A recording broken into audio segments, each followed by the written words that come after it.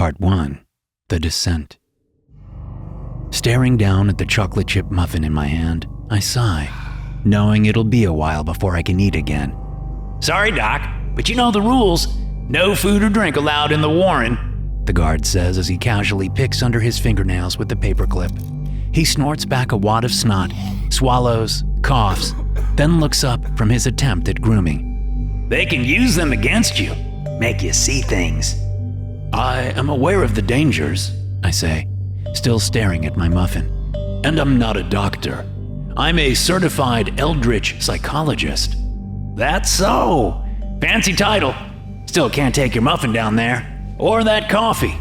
He takes a big sniff. Oh, my mistake. That's not just coffee. That's a caramel latte. Sprinkle of nutmeg on top from Cooper's, ain't it? Yes. That's correct. How did you know? You spend as much time in this dismal hellhole of a place, and you learn to appreciate the finer things. I like to pick up a different drink every evening when I get off shift. I've gone through their menu at least 6 times over since I started working here. Wow, that's a healthy way to handle the stress of the job. It's that or heroin, and I hate needles. You can smoke it. I pause and chuckle. I have no idea why I just said that. I was being helpful, I suppose. Not sure encouraging an opioid addiction is helpful, Doc, but I appreciate the gesture.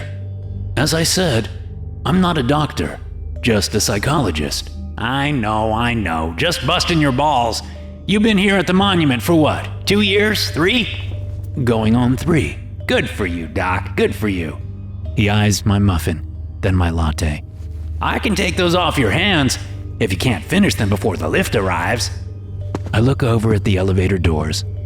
The guard had called for the lift a good 5 minutes ago. Does it always take this long? You should have been here back before they added the turbo boost. Going from top to bottom and back took almost half a day. How deep is it again? The Warren? I try to keep the fear out of my voice. I'm not good with being underground. Caves, mines, tunnels, subways. Not my cup of tea. Unfortunately, as an eldritch psychologist, the denizens of such spaces tend to be the targets of study for me, so I've learned to live with it. First time in the Warren, Doc? The guard's voice brings me out of my head. Yes, to be honest. I've mostly been handling the surface sectors. The meadow, the woods, the pond, and the cabin. Good practice, those places. But you ain't really in the game until you go down into the Warren. The guard's eyes fall on the closed elevator doors. We got the real nasties down there. Not something you want to take lightly or for granted. The moment you step into the Warren, you'd best watch your ass at all costs. There are guards down there though, right? You bet there are. He nods at my muffin. You sure you're gonna finish that? Here. I hand him the muffin. He eyes the latte too, but that's not happening. I quickly drink off half of it, burning the hell out of the top of my mouth. Thanks, Doc. The guard wolfs the muffin down like he hasn't eaten in days. Then he keeps talking, around the muffin. Bud, does guys cab me a bit of lob? What? He swallows hard. I said, but those guys can be a little off. You gotta understand, Doc, we got the worst of the worst down there. Real evil shit. Things that have been on this earth for centuries. He leans across his desk. Millennia for some, I bet. Although they never will tell you their ages. I've tried. The other guys have tried. The creeps just won't say. Understood. Thank you. I check the inmate tag on the outside of the file I hold. I'll be talking to inmate 0. How far down is that? What muffin the guard has in his mouth is instantly sucked into his lungs. He starts choking and coughing, and I have to hurry around the desk to give him a couple of hard slaps on the back to help clear the muffin from his airway. Shit, Doc. He coughs some more. Thanks for that. Would have sucked to work around those damn monsters down there and end up getting taken out by a chocolate chip muffin, right? He laughs and coughs and laughs. Then he coughs some more, and some more, and some more. Here, I say and hand him my latte. Clear your throat and tell me why you reacted so strongly when I mentioned Inmate 0. Thanks. He takes the latte and downs it in one long sip. That's good. I'll have to order that next time. I tap the desk. Inmate 0, What do I need to know? He nods at the file. everything should be in there. Your reaction to the name isn't. What else isn't in the file? Ah, Doc, if I tell you that, then it'd ruin the surprise. He grins, and I see bits of muffin stuck to his teeth. The look in his eyes isn't exactly reassuring. I can't tell if the man is mocking me or trying to help me. Such is how it is at Monument Prison for the criminally vampiric. A maze of sectors above ground, designed to keep the lesser of the creatures contained so they can be studied and kept from harming us humans. The meadow, the woods, the pond, the cabin. Each sector holds a different, well, species isn't the correct word, since the creatures are mostly parasitic entities that inhabit human bodies, corrupting them and using them for their own ends. But the last sector, the one for the truly dangerous of their kind, the old ones, is the Warren. This sector is at least a mile deep and more of a maze than the above sectors ever could be. It's said that even the architect got lost after he took a solo tour of the sector once it was finished. They found him 3 days later, half mad and dehydrated, almost to the point of death. The first words he spoke when rescued were, "What have I wrought upon humanity?" No one knows why, least of all the architect. He doesn't remember saying anything. As a pleasant chime rings out and a small red light suddenly burns brightly above the elevator doors, the guard says, What can I say? You never heard this from me, you got it? I nod. That Inmate 0 is a true original. Not like some of the posers down there who say they were of the first. No, this one, Inmate 0, is the real deal. So watch yourself, Doc, you hear? This guy is pure lies. Good to know. Thank you.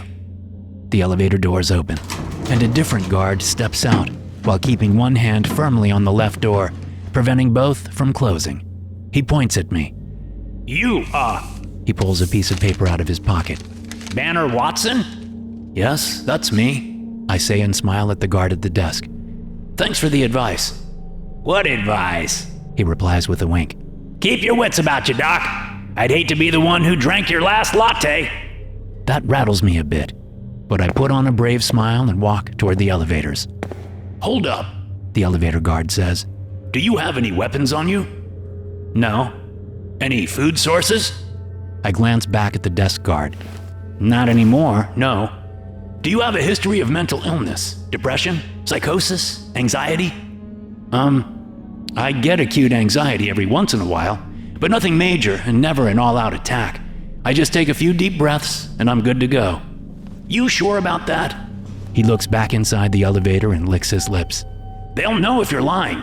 They sniff out lies like a pig sniffs out truffles. I'm not lying. No mental illness. Any blood disorders? No.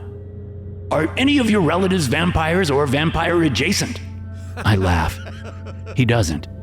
No. No vampires in my family. Or vampire adjacent? Familiars, henchmen, lawyers? My uncle's a lawyer, but he works in corporate law and retired 2 years ago. He ever tried to drink your blood? Or exsanguinate you for his master? No. He's not a vampire or vampire adjacent.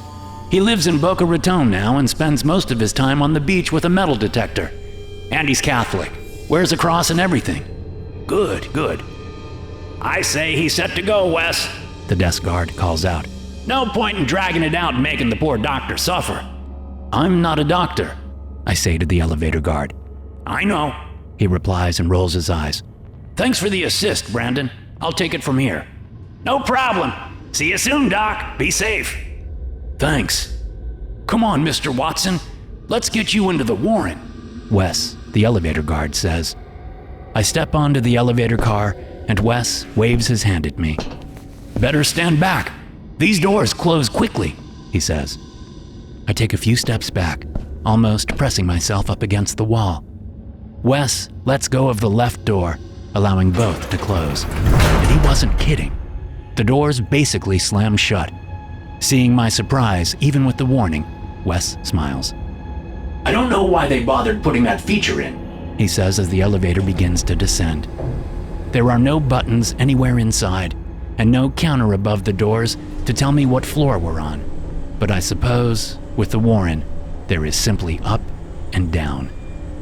"If one of the creeps tries to get out this way, they'll make it past those doors before they can even twitch. Unless the creep is too desiccated and weak. But those hungry bastards can be seriously dangerous, so watch your ass with the skin and bones ones too, okay, Mr. Watson?" "Yes, of course. Thank you. Really. And it may sound counterintuitive, but the well-fed creeps are the easiest to deal with. They are fat and happy, so why make a fuss about trying to escape, right?" "Do many try to escape?" "Many? I wouldn't say many. But we have our repeat offenders. Some creeps just can't stand being contained." "I believe that goes for humans as well." "You're probably right." We ride in silence for a moment. The elevator motor hums along, the descent smooth. "I know I should have asked up above, but how long does it take to get to the bottom?" "About 15 minutes. But this lift doesn't go to the bottom. This takes you to the Warren's reception area. You'll have to go through more security checks before you can get on the lift that'll take you to it." "It?" "The creep you're going to interview. Inmate 0, right?" "Right." "Yeah, that guy is close to the bottom. Not quite, but close." "Okay. Good to know." Before I can say anything else, Wes laughs. "We got time, Mr. Watson. Go ahead and pick my brain." He laughs again. "Just don't drink my blood." I laugh too, although I'm not sure why. It's not a particularly funny joke, but I suppose in our line of work, any gallows humor helps. I put my back to the wall and try to get comfortable. "All right. First, why do you call them creeps? Above, the term is vamps. I find it slightly reductionist, but the prisoners don't seem to mind. But creeps sounds quite derogatory. Do the prisoners seem offended by it?" "I sure as hell hope they're offended by it." He rubs his face and leans a shoulder against the side wall. "Can I speak frankly, Mr. Watson?" "Of course. And call me Banner. That a family name?" I nod. "Interesting. He scratches his chin as he thinks. We call them creeps because that is what they are. Creeps. These things down there aren't like the others. These are old. Real old." "Yes, I am aware. And Inmate 0 is one of the oldest, right?" "That's right. One of..." Wes's eyes seem to drift for a moment before he shakes his head and smiles at me. "Anyway, you're going to witness for yourself, so don't judge yet. The old bastards are nasty, just gross. They will say things that will make you want to puke. They will try to wriggle into your mind just with words, and if that doesn't work, they'll try to psychically drill into your brain pan. Keep your guard up at all times, Banner. Do not let them get to you." "Okay, but why creeps?" "Sorry if I'm not being clear." The elevator lurches and Wes frowns. His hand goes to a small radio on his belt, but when the ride continues along smoothly, he relaxes and lets his hand fall away. "Where was I?" he asks, his eyes narrow and fix on the elevator's doors. "You were going to clear up why you called them creeps." "Yes, that. Thanks." There's another lurch and he growls. "Son of a bitch." Pulling the small radio from his belt, he clicks a button and calls. "Command, I've had 2 bumps in the dark. You seeing anything I should be worrying about?"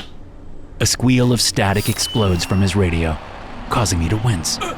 Wes doesn't seem fazed by it and waits patiently for an answer. "Nothing that I can see. A craggy voice replies. Systems look fine on this end. Probably a rat in the cables. Again, I'll have maintenance check it out when the shift change is over." "Sounds good, Command. Thanks." Copy that. Stay frosty." "Always." Wes smiles at me. Then he looks up at the ceiling. He shakes his head and rolls his eyes. "Damn rats. You can spend $1 billion and it won't make a bit of difference. If rats want in, rats are getting in. There isn't a rat problem above." I say, wishing instantly I hadn't. I sound like a stupid rookie. "I mean, this is below, so I guess that's the difference. That and the damn creeps called to the little shits." Wes says and laughs. "We got one creep down there, Mason, who used to spend night and day whispering. It wasn't until the ventilation shaft collapsed and 1,000 rats came pouring out that we realized what the son of a bitch was doing. That loophole got fixed, and now we regularly interrupt the creeps with loud noises and random pop songs to keep anything like that from happening again. My stomach turns at the thought of 1,000 rats suddenly being let loose. Wes must see my discomfort because he gives me a warm smile. Don't worry, the rats are under control. That's good to hear. Thanks. Without being prompted, he continues. So, we call them creeps because they freaking creep around. That's one reason. The other is because they are just creepy. They mess with your mind. They say horrible shit, like about your family or your deepest, most inner thoughts. I thought there were measures in place to stop psychic attacks.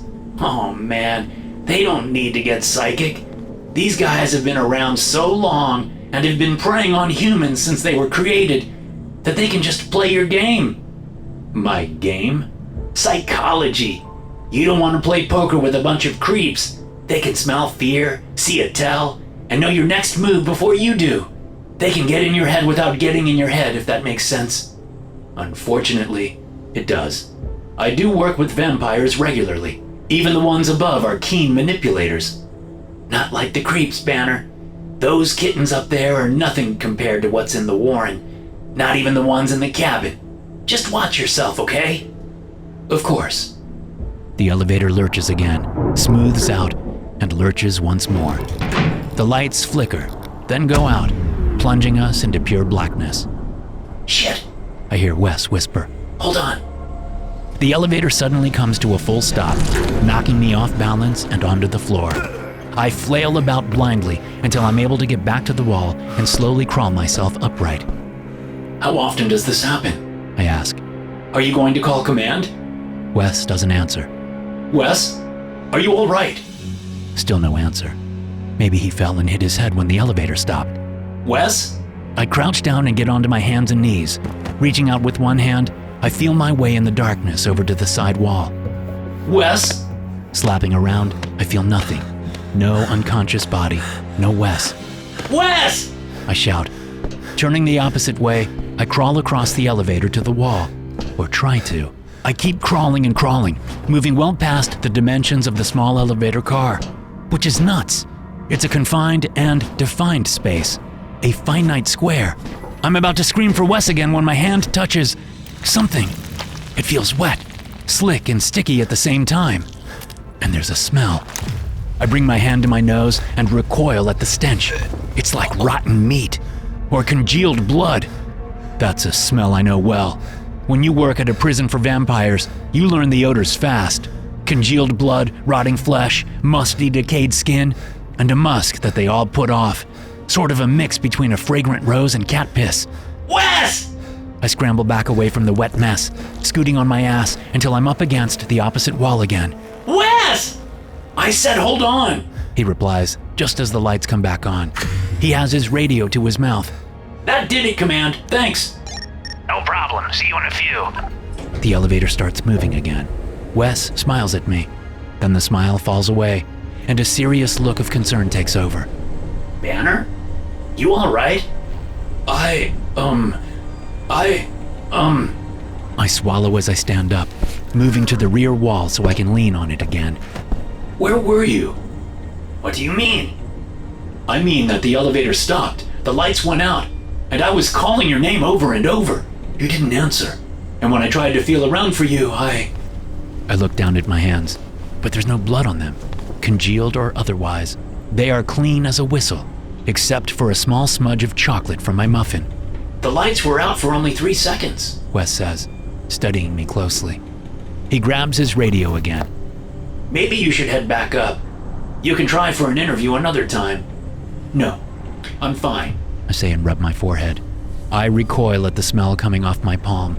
I sniff it again and turn my head as I gag. Smell this. I'd rather not, if that's cool. Smell my hand, you'll see.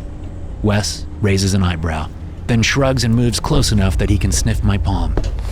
Chocolate? He asks. What? No, that's blood. Congealed blood. He frowns. I didn't smell blood. Only a hint of chocolate and maybe some hand soap. Shaking my head, I study both of my hands. They look clean, but... Yeah, I'm gonna have command send us back up.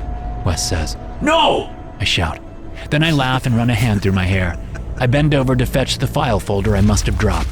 When I pick it up, I fix Wes with a solid gaze.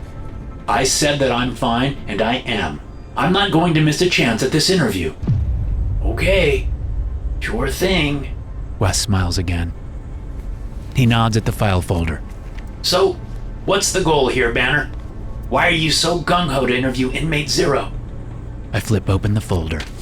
There are exactly 3 sheets of paper and 1 sticky note inside. The sticky note is so old that it has lost its stickiness, making it the 4th piece of paper, I suppose. We have limited to no information on Inmate 0, so when he requested to be interviewed, I was assigned so I could put my eldritch psychology expertise to good use in the Warren. I see it as a bit of a challenge. Wes scoffs. Oh, it'll be a challenge, all right. He squints at the file folder. You say that Inmate 0 requested the interview? Yes. Everyone was quite surprised. No shit. Inmate 0 hasn't interacted with a living being for decades from what I know. Not even for feeding requests. It takes the blood it's given and lives a silent life. Well, it did request the interview. I fish out one of the pieces of paper and hold it out. See? An official request. Passed on to the above by command. Wes takes the paper and reads it over. His eyebrows raise and he laughs. Damn, yeah, I guess he did request the interview. Never would have thought that would happen. I'd have laid good odds against it. You can see why I'm eager to get down there. I don't know when this opportunity will ever come again. Yeah, true. You could be dead before Inmate 0 gets another bug up its butt. We could all be dead by then. Exactly. Well, good luck, Banner. Thanks. The elevator lurches again, and I panic, expecting the lights to go out and for that stench to return. But the lights don't go out. Instead, the elevator doors open, revealing a large lobby area. The elevator is facing a caged-in reception desk. Hey, Command, Wes says, waving at the person sitting behind the cage. I've got Banner Watson here. Please note that he has been delivered in one piece despite our couple of hiccups. Was delivering me in one piece ever in question?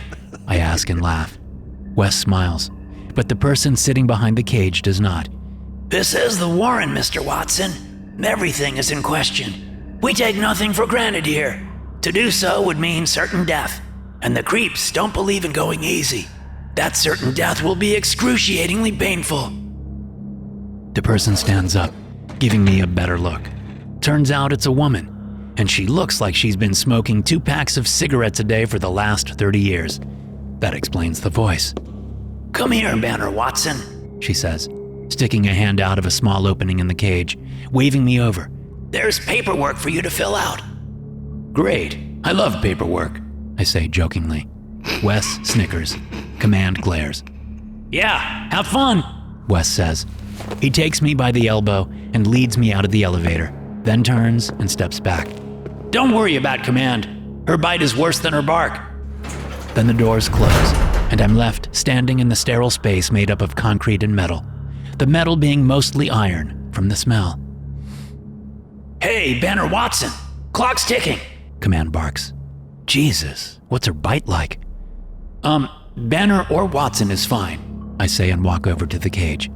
Fill this all out, Command says, shoving a clipboard loaded with papers through the gap. Need a pen? No, I have one, I say as I fish a pen out of my breast pocket. Then I realize that I have made a huge mistake. My notebook is missing. Crap, I say. I left my notebook up above on the desk. Must have set it down when I gave Brandon my muffin and latte. Fell for that trick, did ya?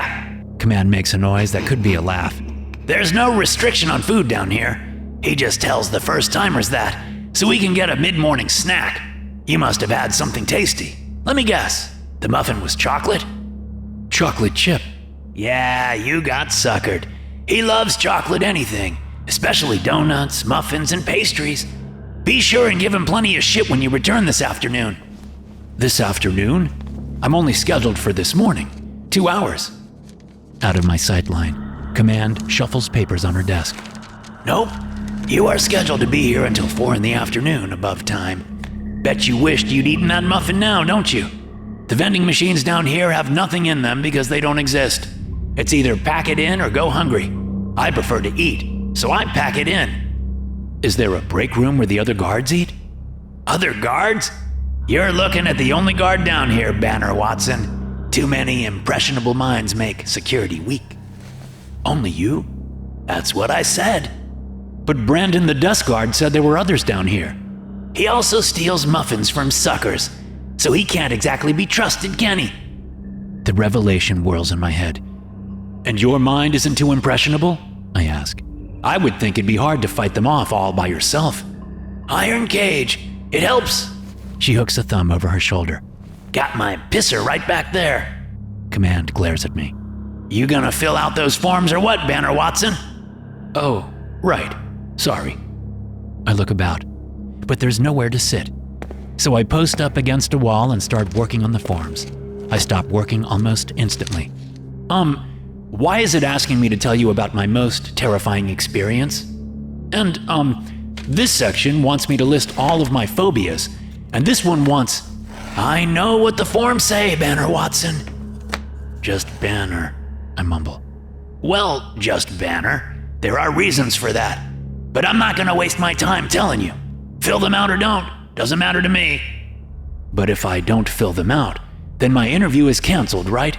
Bingo! Got it without a hint. I fill out the forms, feeling increasingly uncomfortable as the questions get more and more personal. Finished, I hand them in to Command. She looks them over, nods, then slips a badge through the gap. Keep this one on you at all times. It has a chip in it that will keep track of your location. But aren't I going to be... I stop talking as Command shoots me a withering look.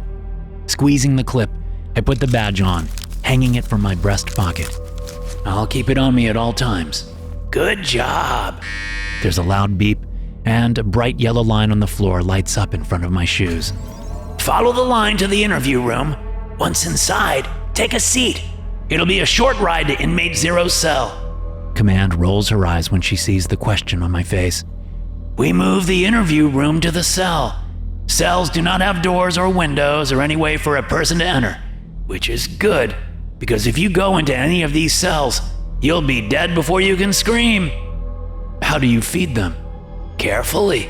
Command almost cracks a smile. Feeding is automated. The yellow line starts to flash. Better hurry, Command says. Yes, thank you. I do hurry, following the line around the reception cage and to an iron door a few feet away. I'll be watching your every move, Banner Watson. I control the doors too. I control everything down here. Good to know. And if there is any type of breach, I hit the kill switch. The corridors will be lit up with artificial sunlight that will not only take any creep down, but will also give you one nasty sunburn. So duck in cover if you hear the klaxon. Got it? Say what now? I wasn't told. In you go! The iron door opens, sliding into the wall, and I step into a long corridor. The door closes behind me, just barely avoiding taking a chunk out of my butt. The yellow line flashes, beckoning me on. On both sides of the corridor are small windows, each maybe the size of a piece of printer paper. Every time I pass one, I get a strange feeling at the back of my skull, like a small buzzing or humming noise. Then, halfway down the corridor, I realize what the noises are. Voices. I increase my pace, reaching the far end quickly. The yellow line leads to a single door, which has "Interview" stenciled on it. There's a low buzz, then a beep, and the lock indicator turns green. The door slides open, and I hurry into the room. A single chair and desk sit up against a large dark window. On the other side of the window is a concrete wall. And are those claw marks? Before I can study the wall closer, the entire room starts to move. I take my seat and wait out the ride. It's an interesting journey. The room moves so quickly that I barely catch snippets of scenes whizzing past. Dark rooms, white faces, teeth, so many teeth. And the smiles, the hideous smiles. Creatures of various sizes and ages scroll by, almost endlessly. Then everything stops, and it feels like the floor drops out from under me as the room descends quickly. More scenes, more white faces, more toothy smiles. Then the scenes stop completely, and I'm looking at a blank wall stream by. A rock wall, not concrete. How deep am I now? The room slowly stops, and a single window moves casually into view, lining up with the window in my room. All I see is darkness. Then all I hear is pain. I clamp my hands over my ears, but it does nothing. And through the pain comes a voice. Hello, Banner Watson. Thank you for requesting an interview with me. The voice is ancient, so old that the words almost don't make sense. The pain stops, and in the darkness, I see a hint of a face. One that is wider, much wider than the others I saw in passing. My hands are shaking, and the file folder falls to the ground. I pick it up and set it on the desk. I take a few deep breaths, trying to calm myself down. Just the sight of Inmate 0, as limited as it is, makes my heart palpitate. Then what it said catches up to my startled brain. My request? No, that's not true. You requested this interview. Did I? I open the file and pull out the piece of paper, then frown at the words at the top. Request by Banner Watson, it reads. Inmate 0 chuckles. Do not fret. Things change down here. I hear it cluck its tongue. Shall we begin? Allow me to ruin the mood for just a second. You know that store-bought coffee sitting in your kitchen? It was roasted months ago, and every day it gets a little more lifeless. NoSleep coffee is different. We use specialty-grade beans, roast them to order, and ship them out fast. So what hits your cup is bold, rich, and terrifyingly fresh. Stop settling for stale coffee. Head to NoSleepCoffee.com and grab a bag roasted just days before it reaches your door. Be sure to use promo code NoSleep20 to get 20% off your first order. That's NoSleepCoffee.com, promo code NoSleep20. Part 2. The interview. I feel the weight of the planet pressing down on me. The continued clucking of Inmate 0's tongue barely registers as I stare at the interview request form. It has my name as the requester, not Inmate 0's. It wasn't like that when I was talking to Command, was it? Banner Watson, you ate too much. The ancient voice of Inmate 0 says. I hear laughter and warmth in the voice, but it's the warmth of a freshly dead body, and the laughter has cruelty in it, like the likes of which I know I've never witnessed before. This thing is dangerous, very dangerous. My conscious, professional mind knew that when coming down here, but now that I am face to face with one of the oldest monsters on Earth, the rest of me has finally caught up. I try to speak, but my tongue is stuck to the roof of my mouth. You have pain. Inmate 0 says. A burn. I swallow and manage to say, a what? You have burned yourself. It says, and I see a single claw or nail, or maybe it's just a withered finger, point from out of the darkness of its cell. Your mouth. The skin at the top of your mouth. I can smell it. How? I ask before thinking. I need to put the brakes on this right now. I am the one conducting the interview, yet I am also the one answering all of its questions. Never mind. You are a vampire. Vampires have heightened senses, well above anything humans have. I should not be surprised that you can smell my wound through several feet of rock and glass. Heightened senses? Inmate 0 laughs, and it makes me want to murder children. I gasp and take in several deep breaths. I catch sight of an eye in that white face. It's narrow, like a cat's eye, or a serpent's. There are always physical changes when one is turned vampiric. The vamps above show all sorts of mutations, but what sits in the cell before me is much, much different. Heightened senses are for the animals, not for a true original such as myself. I am beyond the frivolity of senses. I simply know. You know? How so? Without my notebook, I only have the file folder itself to write on.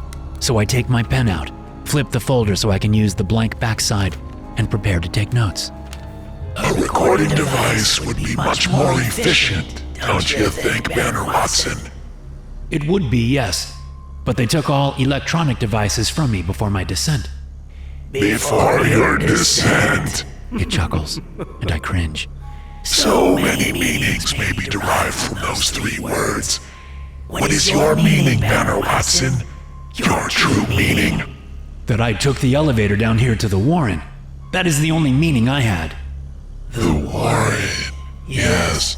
I forget they have named this particular pit of hell after the cozy home of a bunch of rodents. I hear a scrabbling and scratching come from all around me, but it is gone before I can focus on it.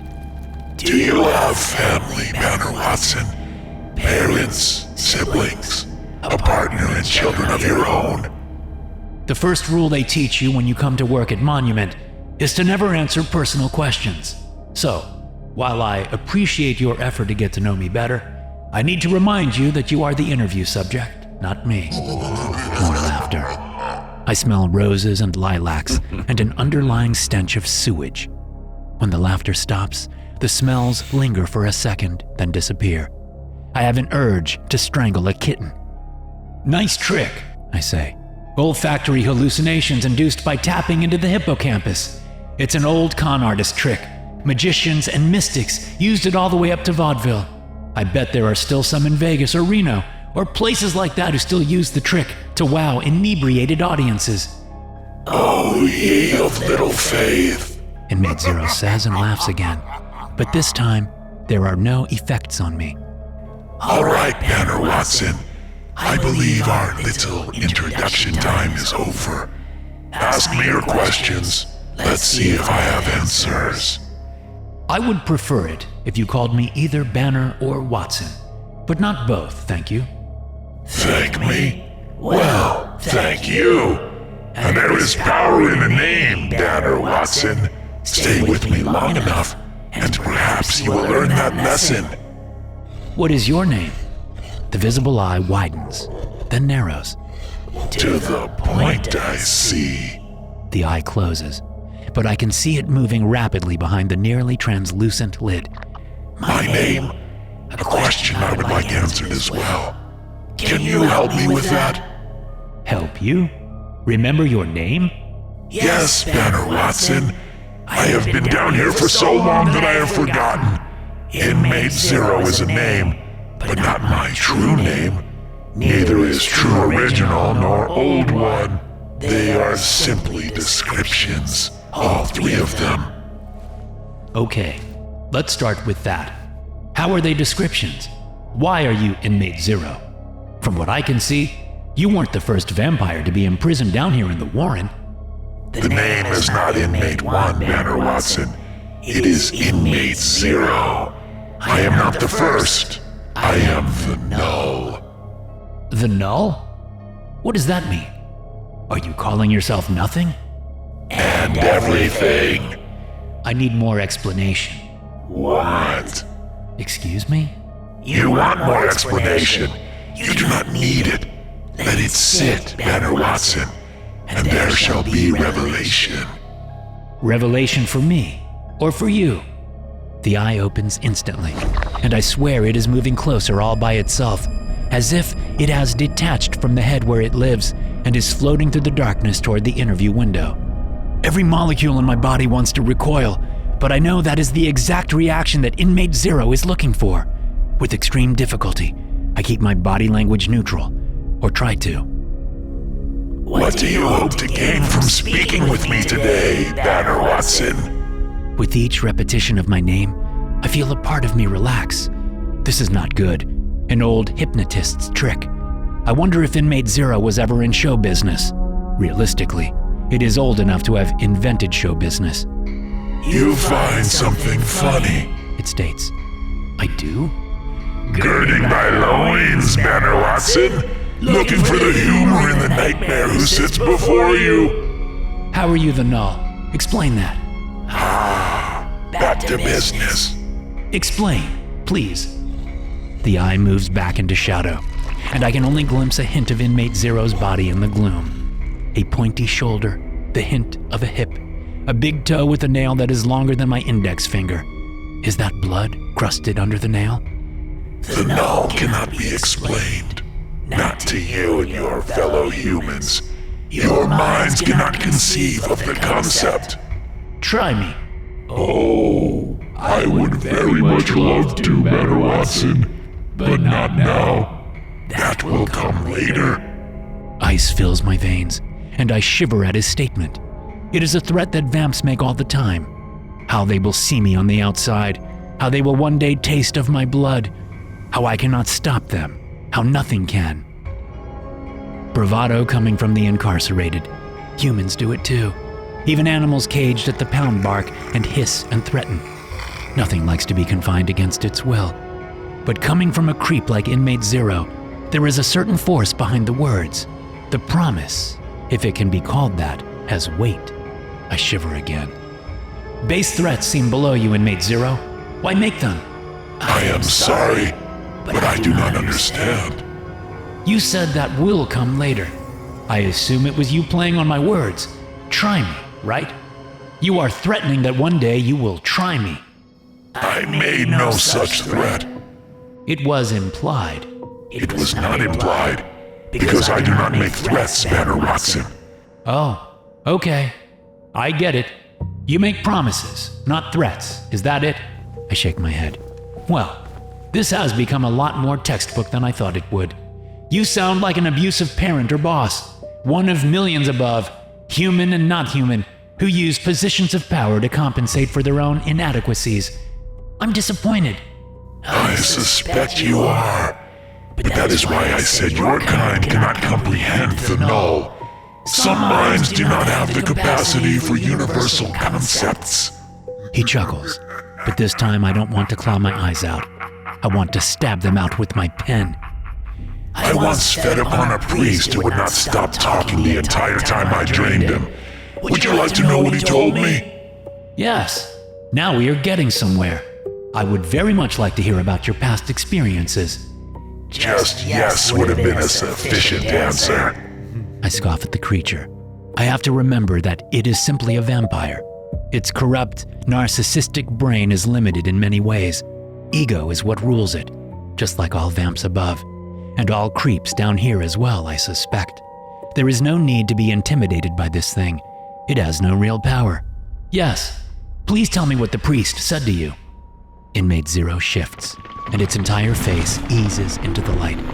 My little mental pep talk about not being intimidated goes out the window. Features hinted at are one thing. Features fully revealed are an entirely different reality. Narrow eyes with slits for pupils, pure white skin, whiter than anything I have ever witnessed before. Its cheekbones are so high that they look like they have been broken in the middle, with the outer edges lifted artificially. A brow that is so pronounced that I fear the bone is going to tear through the white skin. And no wrinkles. The creature is thousands and thousands of years old from what we know, yet its skin is as smooth as silicone. But all of those features are secondary to the mouth. Bloodless lips pulled back to reveal a mouth filled with teeth. Hundreds of them, like a shark. One row after the other. But unlike a shark's, from where they roll up from behind the gums, these teeth seem to extend down the creature's throat, turning the gaping maw into a biological wood chipper. Inmate Zero knows the impact its visage is having on me and smiles, making the image of that mouth even worse. Then it licks its lips with a forked tongue, making me want to scream and pull out all of my hair, then eat that hair and hunger for more, which then makes me want to find a victim that I can tear my teeth into and... I gasp and stand up, putting my back to the interview room door. Stop it! I shout. You called me here, despite whatever has happened to the interview form. But if all you were going to do is play with me, then there is no point to any of this and I will leave. Are we understood? I will leave! Of course you will. Nothing is stopping you, Banner Watson. Leave if you must. That smile. I pinch the skin of my arm, and the pain helps clear things. Taking a few breaths, I move back to the chair and take a seat. The priest, tell me the story. No more distractions or questions or attempts to unsettle me. Attempts? You mean successes? Like that. That right there. No more of that. You want to play verbal ping pong? Then maybe we can arrange for you and one of your brethren to have a play date. How does that sound? Your mockery is your truth. Shut up and answer the goddamn question. Tell me about the priest. Inmate Zero eases back into the darkness. My apologies, Banner Watson. I have taxed your faculties, and for that I am sorry. I shall tell you about the priest. Thank you. So, as I drained the man, who was quite young for his station and responsibility within the rectory, he never once stopped speaking to me, trying to convince me that there was still good in me, and that if I pledged myself to God, I could be saved. He believed that? In his heart and in his soul, I could taste the belief in him. It was delicious. I sit and wait while Inmate Zero makes small slurping noises. But as he began to fade, he said something that even I considered quite profound, and truly explains the differences between vampires and humans. I continue to wait. I have this creep's number now. Inmate Zero licks its lips. Or licks something I can't quite see. The young man said that the human mind, and I suppose he was erroneously including me in that category, cannot conceive of God. That's ridiculous. We have entire religions built around our conception of God or a higher power. Exactly. Belief systems. But belief systems are only built if the belief itself needs them in order to hold its form. What the young priest was truly saying was that human minds are limited. No matter how much thought or prayer or meditation you little monkeys put into the idea of God, that is all that you can conceive of. The idea. Your mental limitations cannot allow you to actually take in all that God is. But you can. What? It laughs, and the pen in my hand looks like it would feel very nice, jammed into my right temple. Can I conceive of God? No. That is not what I was trying to convey, Banner Watson. My kind cannot conceive of God simply because God does not exist. He or she died so very long ago. If he or she hadn't, well, then there wouldn't be room for my kind, would there? You think you've taken the place of God? No. I think that human minds can no more conceive of what a true original like me is than they can conceive of what God was before he or she perished. I write it all down, every last word. Now we are getting somewhere. Peeling back the layers of defenses the creature has built up over the centuries to find the underlying motivation. But you do want to be worshipped, don't you? Inmate Zero sighs. And I wish I had a gun I could put in my mouth so I could pull the trigger and send my brains shooting up into the ceiling. Wouldn't that be nice? Gah! I cry and grab the sides of my head. Stop that now! Stop what? I have done nothing but answer your questions. Isn't that why you called for this interview? I did not call for this interview. You did. But your paper, the one inside that folder of yours, says that you called for the interview in order to conduct a thorough psychological evaluation on one of the old ones. Specifically, a true original. Are you writing a paper? A book? Speaking at a conference? That is what people in your profession do, yes? Speak at these conferences, whatever those are. Its gnarled, taloned hands appear in the light. They wave around as if Inmate Zero is trying to make some pointless argument. Oh, don't seem so confused that I would know about conferences. I also know about income taxes and frozen... What is it again? Yogurt. Frozen yogurt. I hear things, sense things. Observe those above as they go about their lives. Observe those above? I ask. How? How do you do that? Some of your kind can astral project. Do you do that? Are you able to escape the confines of the Warren through non-corporeal means? I jot note after note. I have to get this down. If a true original can project their being outside the Warren, well, that has so many security implications that I worry they may purge this place sooner rather than later, just in case. No, Banner Watson, of course I cannot astral project. That is a parlor trick used by the lesser of my kind. No. I simply tap into the minds of those who are up there, just outside that mechanical contraption. Mechanical contraption? Do you mean the elevator? Yes, that. What is that you humans say? When a door closes, a window opens. It is like that. When the elevators open, I get a peek into the frail minds intended to guard the world out there from the monsters like me in here. I am writing so fast that I fear my words are nothing but long smears. I have to get all of this down. I have to make sure none of this is lost. The opportunity I have been afforded may never come again. Careful, Banner Watson, your hand will cramp, it says.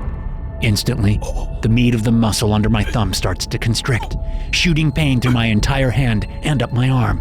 I drop the pen and shake the pain out, kneading the muscle for several seconds until my grip returns. Human minds are so loud, Banner Watson. Yours included. You basically scream your thoughts through the ether. It would be harder for me not to hear them. Oh? And what am I thinking now? How loud are my thoughts? I ask, still writing. The pain is right there, sitting on the edge, ready to dive back into my hand at any moment. First, you do not want to be here. That we have in common. Second, your aunt is very ill, and you are worried about her. My writing stops. I look up from the file folder. My aunt? I haven't thought about her in a long time. I think you were wrong on that one. You're not thinking of that house she owns on the beach? The one you have always wanted? She has no children of her own, so you stand a good chance of having it left to you in her will. Whatever a will may be. I assume it is a legal document. Oh, how complicated you simple beings have made your lives. I could tell that it lies, but then I would be the liar, wouldn't I? It is true I haven't really thought about my dying aunt, but it is also true that I covet that beach house. Third, if I may continue, is that you do not know how long you can continue to work here at Monument. It is taking its toll on you, mentally and physically. You fear that one day you might accidentally let your guard down, and one of my brethren could slip inside your mind, making you do and say horrible, horrible things.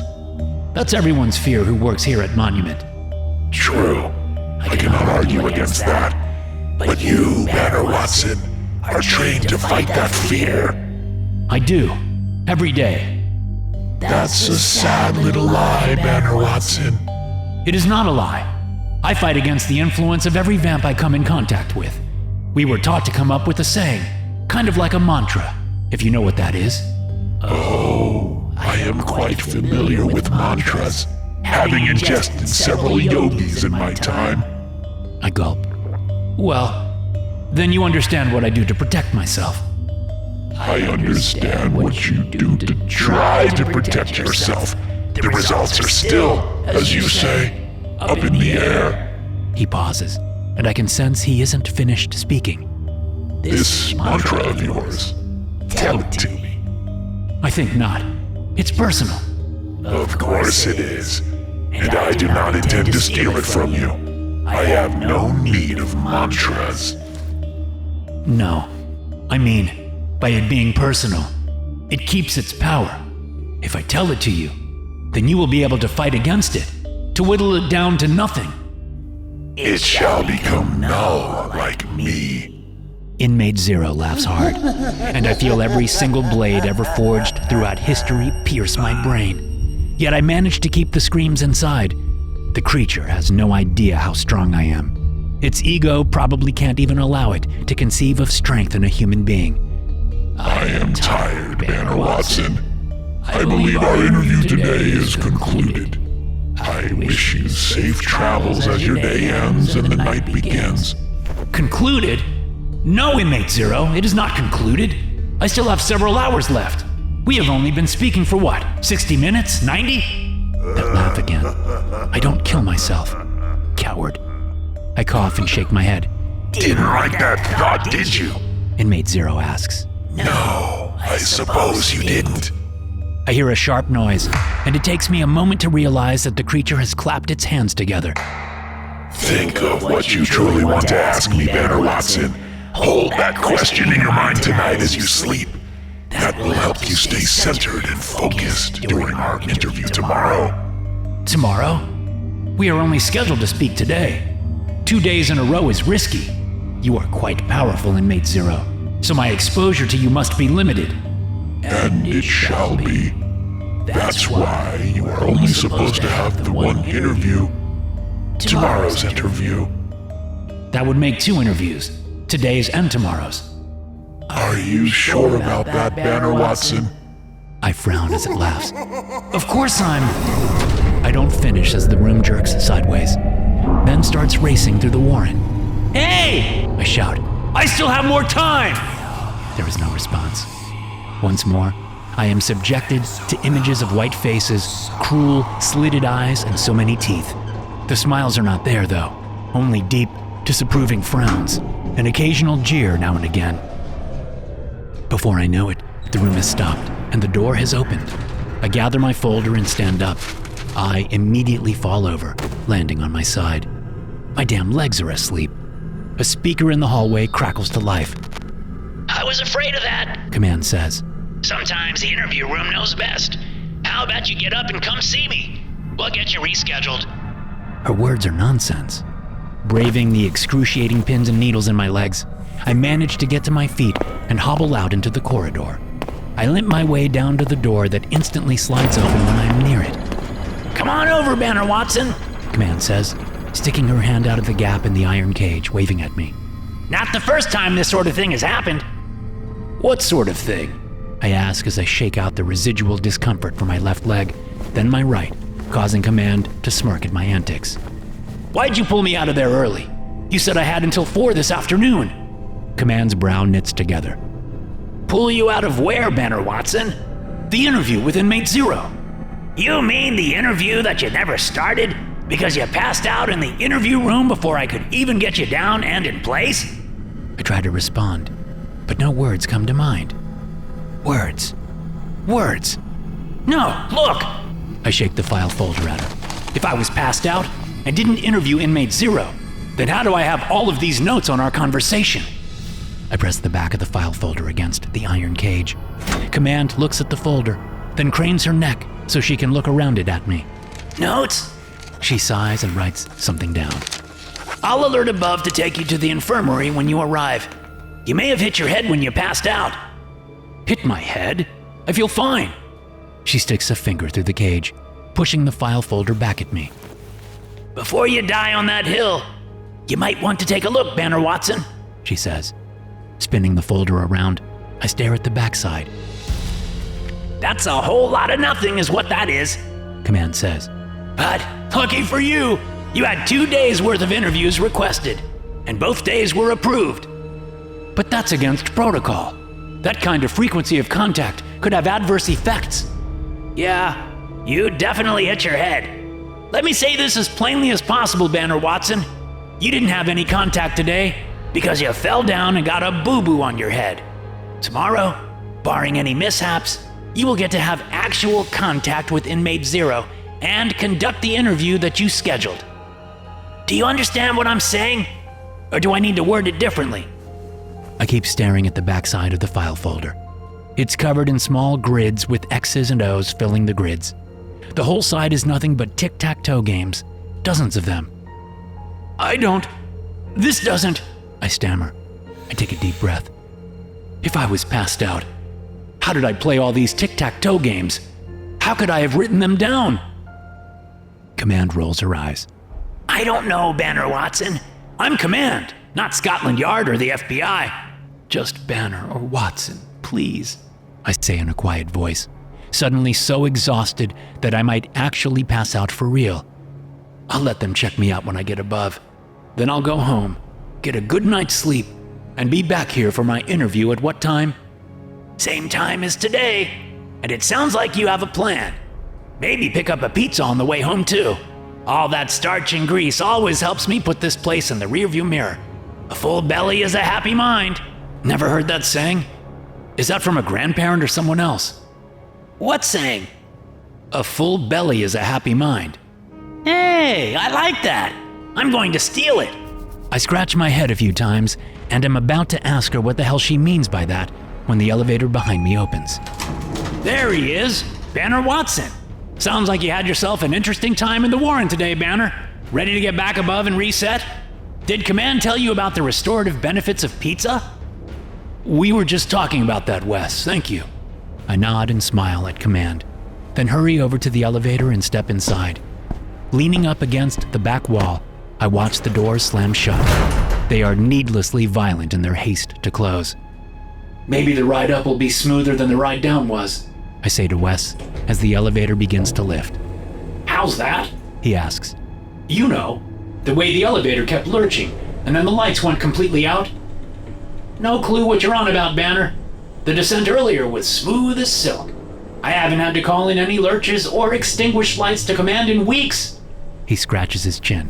Now that I think of it, it's been months since we've even had close to a hiccup with this baby. He pats the wall of the elevator like it's the haunch of a horse.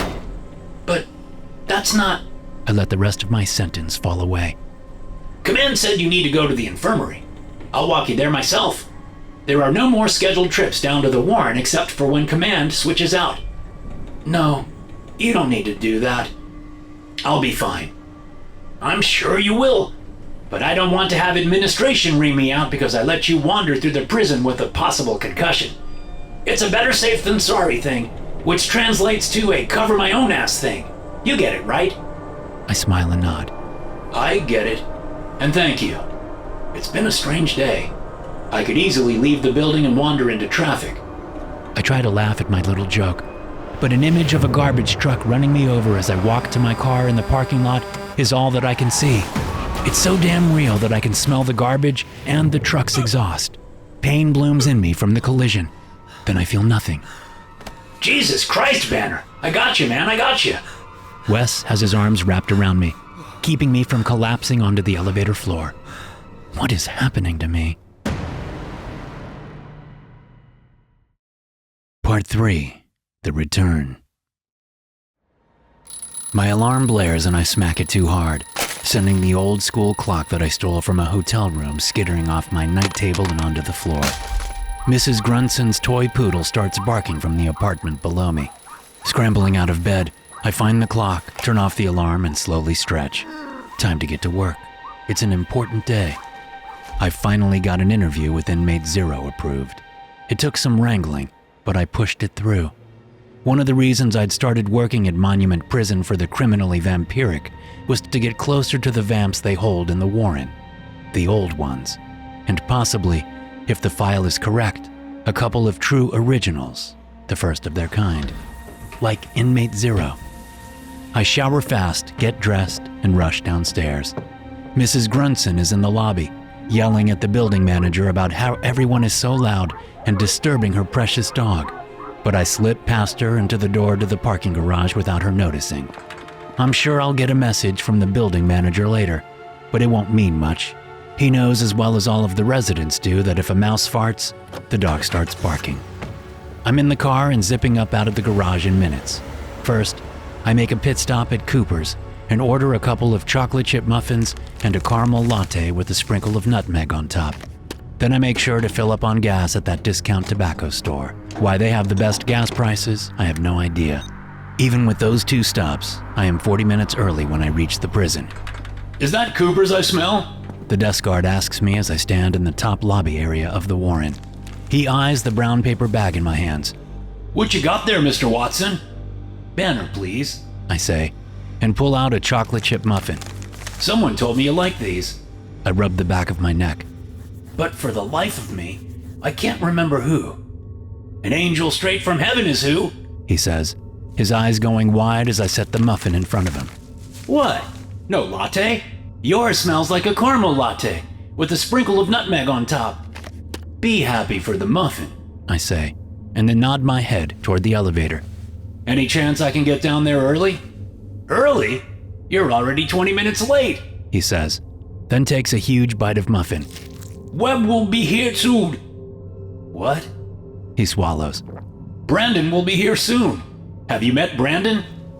I thought you were Brandon. He rolls his eyes and laughs. Cute. So, you're Wes? You hit your head or something, Doc? I'm not a doctor, just a psychologist. More schooling than I ever got, so I'm calling you Doc. Get used to it. The elevator doors open, and a different guard peeks out. All aboard the Bloodletting Express, He calls out. Not funny, man. Wes shouts. My head is starting to hurt a bit, but nothing a little more caffeine can't cure. It's kind of funny. The guard smiles at me. You ready, Doc? As I'll ever be, I say and power down my latte. I set the bag with the second muffin on Wes's desk. That's for Brandon when he gets back up here. No eating it, you hear me? I make zero promises, He says and laughs. At the mention of the word zero, my head spins, and all I can see are teeth that go down a long, long throat. Doc? Wes calls out. Or is it Brandon? I can't tell. God, why is my head hurting so much all of a sudden? I'm fine, I say and walk my way to the elevator. Just nervous. This is a big deal. No shit. He says, holding the doors open for me. The moment I step past the doors, he lets go, and they basically slam shut. I keep telling them to fix that. He says. Someone is going to get hurt or worse one day. Probably, I reply, then lean against the elevator's back wall. How long have you been working this position, Wes? Brandon. Oh, shit, sorry. Brandon. A couple of years. Anything I need to know? It's my first time down in the Warren. He frowns. Hardly. What does that mean? What does what mean?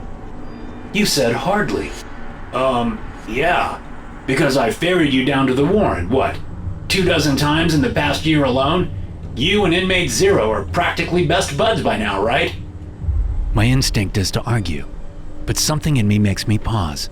If I argue, I might sound unstable, even though I know for a certainty that this is the first time I've ever been down to the Warren. Then the file folder in my hand starts to feel heavier than before, and I open it. Instead of 4 pieces of paper, including the sticky note, there are files after files after files, mostly copies of my own handwritten notes. What in the hell? Forgot your notebook today, Banner? Brandon asks. I don't think I've ever seen you without it. Damn. Yeah. I must have left it in my car or something. Oh, well, ask Command for a notepad, and she'll give it to you. Good to know. The elevator lurches, but Brandon doesn't react. Another couple of minutes pass, and it lurches again. Got some hiccups today, I say. Try holding your breath. No, I mean the elevator. 2 lurches, little hiccups. What's this about hiccups? Lurches? Not sure I'm following? I stare at Brandon? Yes, Brandon. He smiles, but looks worried. Before I can delve deeper into the mysteries that Brandon has put before me, the elevator comes to a stop, and the doors open. Good morning, Mr. Watson. Command says. Then she frowns. What? No muffin today? I laugh. Nice try. I know that food or drink isn't allowed down here. Command looks past me to Brandon. What's he jabbering about? She focuses back on me. You feeling all right, Mr. Watson? I can take you back up if you need, Brandon says. Not always the best idea to interact with these creeps, unless you're at your strongest mentally. I second that. Command adds. No, I'm fine. I really don't know what you all are talking about. Everything's good. I smile big, hoping that helps. It just makes my head hurt more. Command shrugs. Well, you know the drill. Sign in and head to the interview room. I sign in quickly, eager to get the morning started despite everything being off.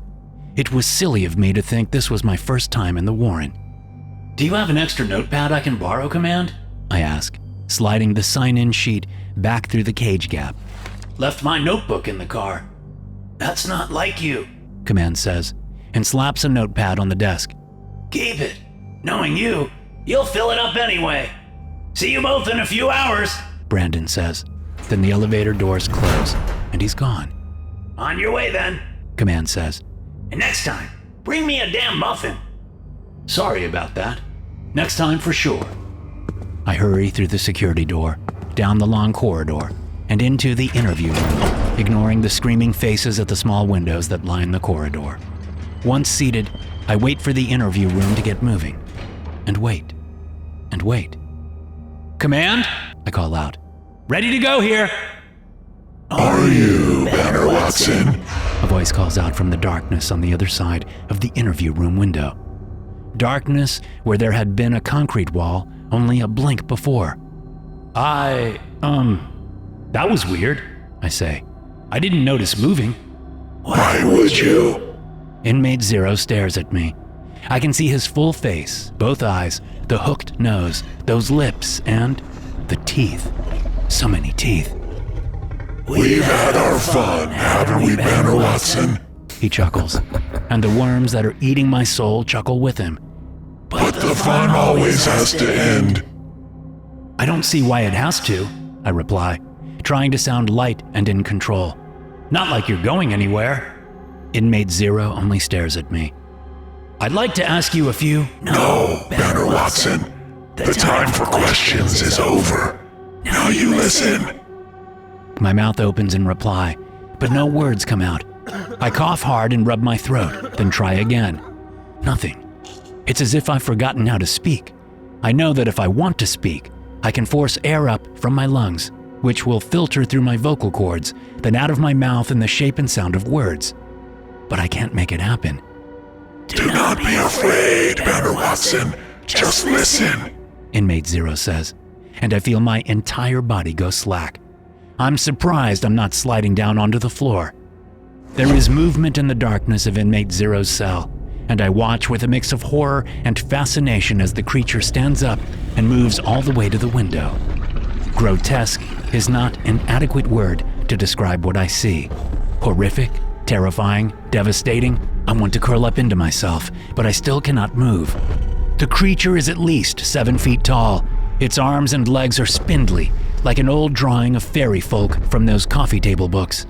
And he even has wings, huge, veiny wings. They are like leather if it had been left out to dry in the desert for a century. As they flex and warp behind him, I fear the wings will crack, much like my mind. I know this is hard for you to understand, and I hope our conversation so far has prepared you for the fact that your tiny human brain can never truly understand any of this. But I am grateful for you, Banner Watson. Oh, that ambition and ego. It called to me, even through the miles of rock that sit above us right now. My cheek twitches, but that's as far as I get with any sort of response. Do you know how long I have been a captive, Banner Watson? I can't shake my head, but he doesn't need my reply. Long before your people threw me into this hole, I was shackled and held against my will by this faction or that. Centuries of human history rolled by as I sat in an iron cage and was buried deep in an underground cave, or my personal favorite, held in a giant aquarium, submerged for decades. That was quite relaxing, really. There's a small movement behind Inmate Zero, and I'm able to flick my eyes in that direction. Are you looking at this? Without taking his horrible eyes off of me, his hand reaches back and snatches something from the darkness. He places it in his mouth and swallows it whole. It's not until I see the tail slither past his lips that I realize that it's a rat. I shiver with disgust and jealousy. A queen once kept me in a crypt on her royal estate. She fed me her enemies and considered us friends. She was a fool and died a wicked little death. But I must say, she tasted divine. As close to God as I'll ever get. There's scratching and chittering coming from behind me. I can't turn and look, but I have an idea of what is about to happen. Vermin have been my loyal friends through it all. Inmate Zero continues. Keeping me fed when I needed it, of course. They are quite noble in their sacrifice, rats are. He grins and licks his lips. I feel my intestines squirm. The chittering and scratching are getting louder. The creature snatches another rat, then another and another, popping them into his nightmare maw like he's eating peanuts. I watch with horror as red blood begins to pump through his veins, making intricate patterns on his leathery wings. What all of my captors have never understood is that I can only be contained if I permit it. This has all been for our own amusement. He laughs, and I wet myself. I hope it's urine and not blood down there. When you have been in existence for as long as I have, you have to find ways of keeping from getting bored. He presses his face to the window. Because if I am bored, then thousands, hundreds of thousands, even millions may die. He shrugs. Depends on my mood. What? I croak. Oh, this is why you are here, Banner Watson. He jabs a claw at the window. That is what I have been looking for. That is what I need. Spirit. Your kind these days are so weak, so impressionable, that they hardly pose a challenge. But you, Banner Watson, you have willpower. You may not think so, since you are incapacitated. But one of the lesser doctors from above would be a puddle of jelly by now. Not you, Banner Watson. Not you. He closes his eyes and sniffs the air. Yes, we are almost ready. Just a few more minutes. Something scratches at my pants cuff. Then I feel small claws dig into my flesh and climb up my leg. I can't look down. I can't even scream. I just have to take it as more and more claws climb my leg. Then, claws are on my arms, my back, my chest. I can hear their squeaks and sniffles. I can smell their urine as they mark me, making me theirs. I am through with Monument Prison. I am through with the warren. My vacation is over. Time to get some work done. Some ancient work. And the way your society is today, it'll make the work that much more satisfying. No longer am I an affliction upon your race, but a boon. You humans need me.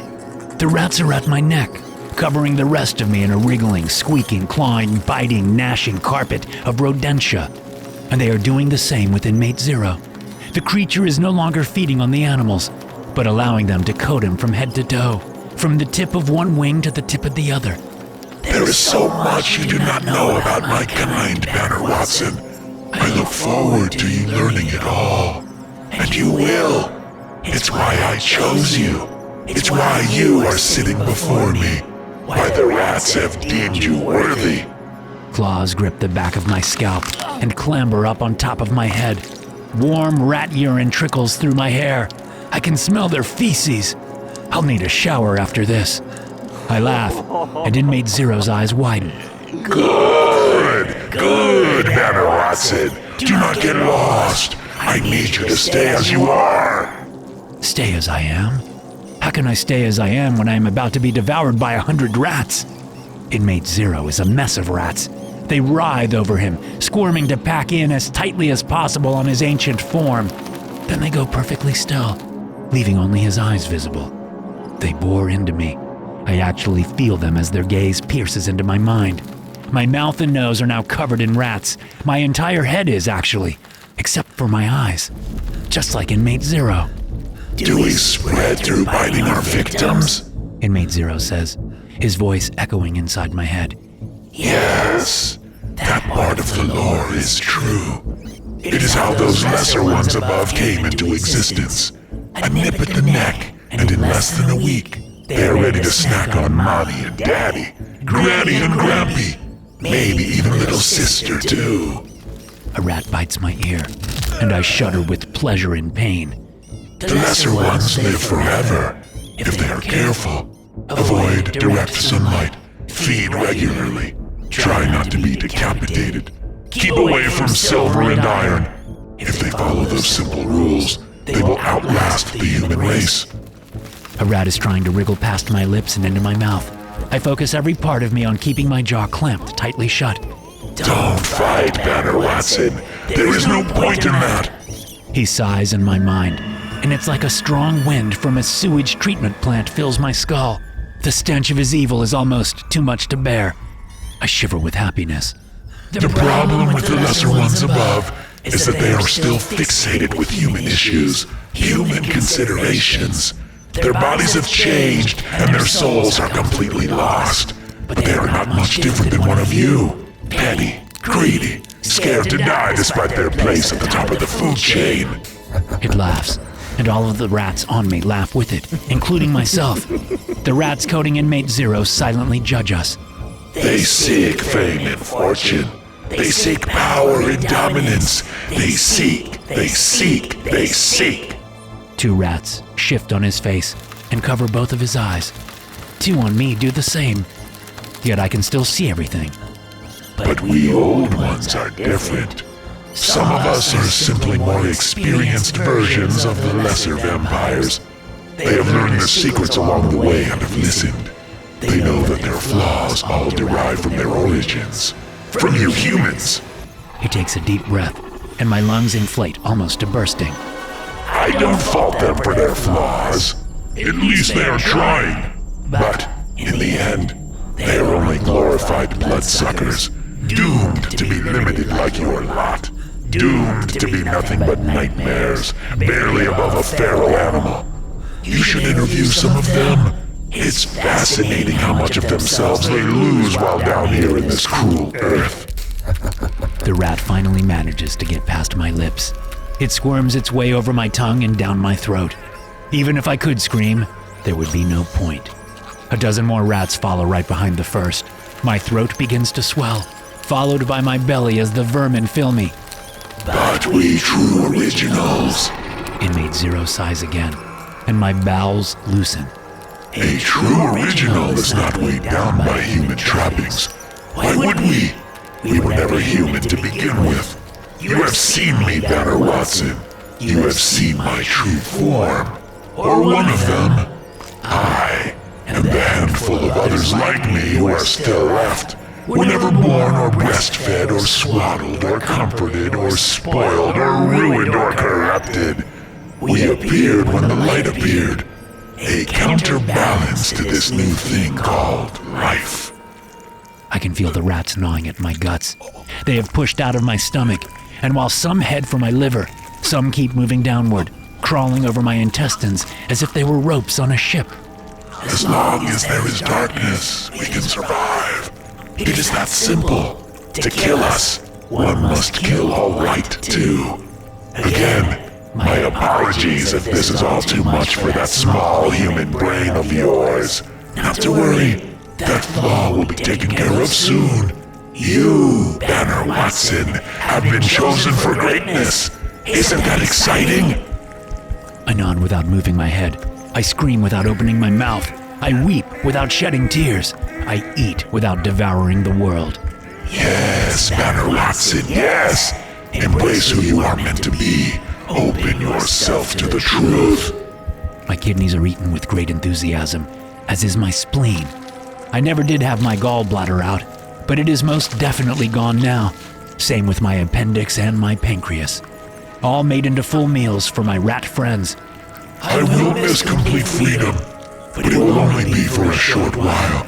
You have maybe 4 or 5 decades left on your limited lifespan. That is merely a blink for me. I shall spend the time studying and learning this new technological world. You will teach me so much, and at the end of your life, you will find the peace that I will withhold from you, and I will find real freedom once again as your form becomes mine. My spine is cracked open, and I get drowsy as the fluid within quickly leaks out, being lapped up by 1,000 rodent tongues. Yes, Banner Watson, sleep. And when you wake from this nightmare, just know that you are not alone. You will never be alone again. The rats leave me. I am hollow, an empty shell of skin and bones. With my eyes clear, I watch as Inmate 0 collapses in on itself. His rats fall to the floor, then scurry onto the darkness, lost from sight. My body is no longer empty as a klaxon blares. Organs regrow. My spinal column fuses back together and fills with fluid. All of my blood pumps once more, moving to my frozen extremities. The klaxon wails. Then the interview room starts to move. Faster and faster it goes. White faces are a blur. Teeth are hardly noticed. The room races through the warren, spinning and spinning and spinning and... Spinning. I mumble. Holy shit! He's coming around! A voice says. Tell medical we're bringing him in now. Never alone. I whisper. No, Doc. You aren't alone. I lose myself quickly. Then I am me again. I moan. My eyes open, and I can see that I'm not in the Warren anymore. I'm in the infirmary above. Sitting next to me is... Brandon? I ask. Hey, Doc. You gave us quite a scare. When the Warren went into lockdown, Command called up to tell us that you had collapsed in the lobby area, having suddenly appeared out of nowhere. Crazy, right? Not out of nowhere, I managed to croak. I hold out a hand. Thirsty? Brandon gives me a small cup with a straw, and I sip sweet, cold ice water. Thank you, I say. No problem, Doc. He sets the cup aside. I was hoping you could tell us what happened down there. Us? I swivel my head and see several men and women standing at the end of my bed. Monument Prison Administration, my bosses. My interview, I say, taking a deep breath. My interview with Inmate 0. They all share a confused look. Yes, you were mumbling about an Inmate 0 as we brought you to the infirmary, Doc. Brandon says. Problem being, there is no Inmate 0. Monument doesn't have a record of anything being assigned that name. Not above, and not in the Warren. The inmates down there aren't numbered. True. Original. I whisper. Yeah, you keep saying that too. Brandon responds, then pats my chest. An image of 1,000 rats fills my mind and I gasp. Oh, sorry, Doc. Brandon says, yanking his hand away. Then he stands up. You should rest. We'll talk. I don't hear anything else as I fall back into unconsciousness. When I wake, it is 2 days later. Monument Brass speaks with me. Even the warden herself, Nessa Bloom, comes to see me. But there's nothing I can tell them. It's all so fuzzy. Even the memory of Inmate 0 is fading away. But I know he existed despite what everyone says to the contrary. I know it. I feel it in my guts. 2 days after coming to again, I'm released on medical leave. They have officially given me 2 months to recuperate, but Warden Bloom made sure that I knew I could take more time if needed. I am a valuable part of the Monument prison staff, she said. The Uber drops me off in front of my building. Wes, the elevator guard, was kind enough to drive my car back and park it in the garage below while I was recuperating. Of course, as I walk into my apartment building's lobby, Mrs. Grunson is complaining to the building manager about all the noise.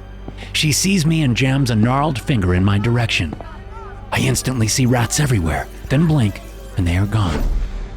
Him! He is the worst! Walking around his apartment at all hours! Mrs. Grunson yells. The building manager sighs, gives me an apologetic smile, then waves me on. Aren't you going to speak to him? Mrs. Grunson shrieks. He just got out of the hospital or something, and hasn't been around for over a week, Mrs. Grunson, so you couldn't have heard him. The building manager says. I heard something. 1,000 feet tramping back and forth. 1,000 feet? Jesus, Mrs. Grunson. I have actual work to do. Their voices are lost as I take the elevator up to my floor. Once in my apartment, I strip down, hobble to the shower, and rinse myself for almost an hour under scalding hot water. Then I crawl into bed and sleep like the dead, until I'm awakened by the most horrible noise. A toy poodle yapping madly from the apartment below. I get dressed, pulling on a ratty pair of sweats and a torn sweater. When I get down to Mrs. Grunson's apartment, I knock softly. The yapping increases exponentially.